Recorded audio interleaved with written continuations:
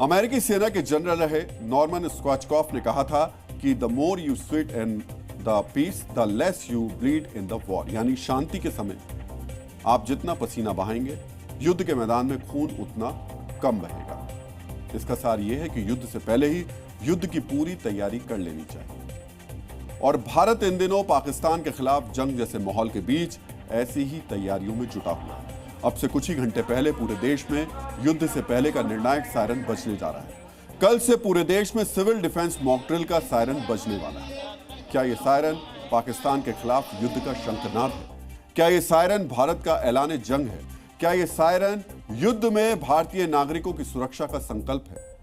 इन सभी सवालों के साथ साथ आज डीएनए में हम आपको वॉर वाले सायरन का उद्देश्य, उसका वर्तमान और रोचक इतिहास बताएंगे, जिसे जानने के बाद आप खुद ही सायरन वॉर एक्सपर्ट बन जाएंगे। जब कोई देश युद्ध लड़ता है तो उसे सिर्फ सैन्य ताकत की जरूरत नहीं होती है, जनशक्ति की भी जरूरत पड़ती है। जिस देश की जनता शारीरिक और मानसिक रूप से जितनी मजबूत होगी, उस देश का पलड़ा जंग के मैदान में उतना ही भारी होगा।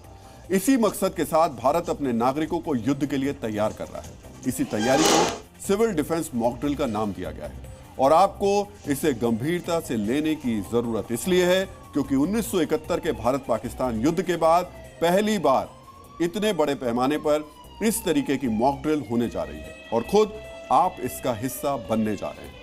जहां तक इन तस्वीरों का सवाल है जो अभी आप अपनी टीवी या मोबाइल स्क्रीन पर देख रहे हैं, ये तस्वीरें कल होने वाली उसी मॉक ड्रिल की रिहर्सल है।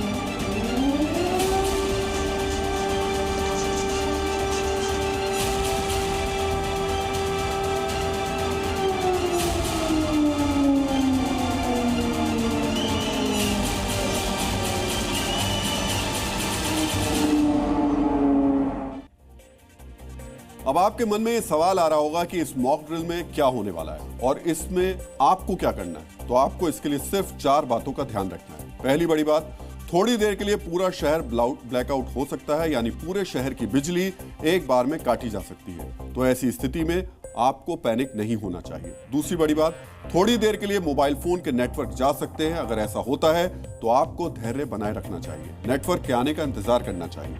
तीसरी बड़ी बात, तेज आवाज में सायरन बज सकता है। ऐसी सिचुएशन में अफरा तफरी ना मचे, इसका ख्याल भी एक जिम्मेदार नागरिक के तौर पर आपको रखना चाहिए। और चौथी बड़ी बात, पूरे मोहल्ले या सोसाइटी को खाली करवाया जा सकता है। अगर ऐसा होता है तो आपको सुरक्षा एजेंसियों के साथ कोऑपरेट करना चाहिए, क्योंकि आपकी सुरक्षा के लिए ही ये सब किया जा रहा है।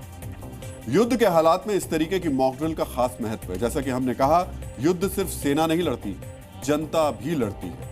सेना बाहुबल से लड़ती है और जनता मनोबल से। लोग अगर मानसिक तौर पर मजबूत होंगे तो सेना बेफिक्र होकर दुश्मनों को धूल चटाएगी। यही वजह है कि युद्ध की स्थिति में हर परिस्थिति से निपटने के लिए देश के नागरिकों को यह ट्रेनिंग दी जा रही है। अब हम आपको इस तरीके की मॉक ड्रिल के 5 कीवर्ड्स बताते हैं। पहला, एयर रेड सायरन। दूसरा, इवैक्यूएशन। तीसरा, सिविल ट्रेनिंग। चौथा, क्रैश ब्लैकआउट। और 5वां, कैमोफ्लेज। सबसे पहले आप ये समझिए कि एयर रेड सायरन होता क्या है। जब दुश्मन देश हवाई हमला करता है तो लोगों को अलर्ट करने के लिए तरह तरह के सायरन बजाए जाते हैं, लेकिन ये आम सायरन बिल्कुल भी नहीं होते हैं। इसमें कई तरीके के इंडिकेशन होते हैं।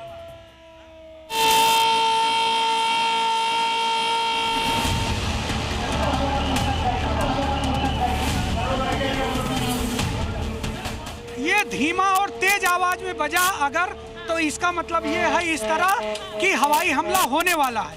और अगर कंटिन्यूएशन में बज रहा है तो इसका मतलब ये हुआ कि अब क्लियर है, अब आप रेस्क्यू का काम करिए। ये समय ये है कि ये हवाई हमला होने वाला है। धीमी तेज आवाज में ये बज रहा है।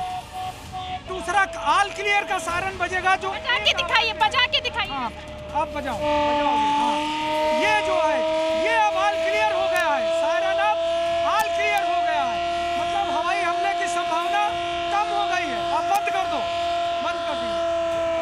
ये दूसरा बेसिक बेसिक सायरन होता है, बेसिक इमरजेंसी कोई है, एम्बुलेंस है, कुछ इस तरह की छोटी मोटी फायर हुई है तो उसमें कम्युनिटी को अवेयर करने के लिए हमारा ये मेगाफोन होता है जिससे कम्युनिटी को हम बताते हैं।